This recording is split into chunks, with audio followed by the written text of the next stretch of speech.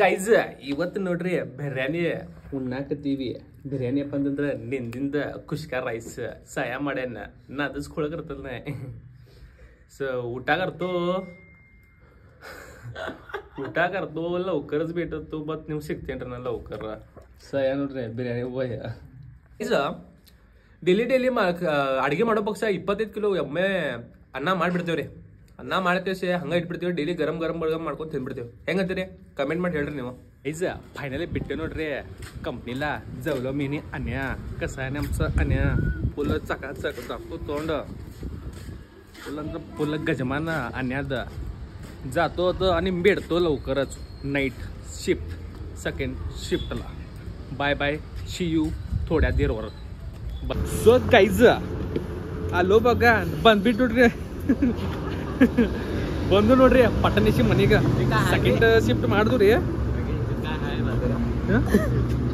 ಇದ್ರದಾಗ ಏನೋ ಐತನ ತಾನು ಇವ್ ಭಾಳ ಚೋರ ಅದನ್ರಿ ಲೈಟ್ ಚೋರ ಬಗ ಏ ಆಮच ಸಾಯ ಮತ್ತ ಬಂದು ನೋಡ್ರಿ ಪಟ್ಟಕಣಿಸಿ ಮನೆಗೆ.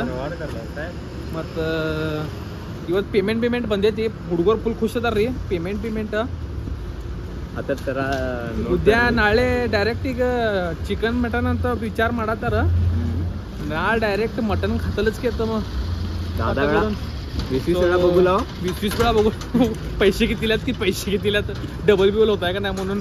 सो डायरेक्ट आता घरी जातो मत डायरेक्ट गण्याक टूर सेंटर वेट ಮಾಡ್ರಿ.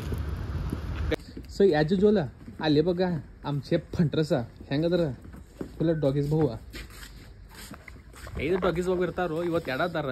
ಸೊ 2 झोपल्यात ಓಡ್ತತ. सो नाईट ಇನ್ನೊಂದು ಬಂತು ನೋಡ್ರಿ. ಒಟ್ಟ ಅನ್ಯ खास फंट्रस ಇವಲ್ಲ ಒಟ್ಟच ಅನ್ಯ सोडी नाही असणं. ಅನ್ಯ बोलल्यानंतर येतायचप्पा ಬರ್ತೈತದ ಹಂಗೈತ್ರಿ ಶಾರ್ಟ್ ಇದು. ಸೊ ಗನ್ಯಾಗೀಗ ಅನ್ಸೋದ್ ಪ್ಲಾನ್ ಅಂತ ಎಲ್ಲ ನಡೆದೈತಿ. ನೋಡೋಣ ಈಗ ತೋರ್ಸಂಗ ಪ್ರೇಮ್ ಗನ್ಯಾ ಬಗ ಹೆಂಗ್ ಮಕ್ಕೊಂದೇನ್ರಿ ಫುಲ್ ಪವರ್ಫುಲ್ ಡೋಜ್ಕ್ಯಾದಾಗ ಹೆಂಗದ ನಮ್ ಗನ್ಯಾ.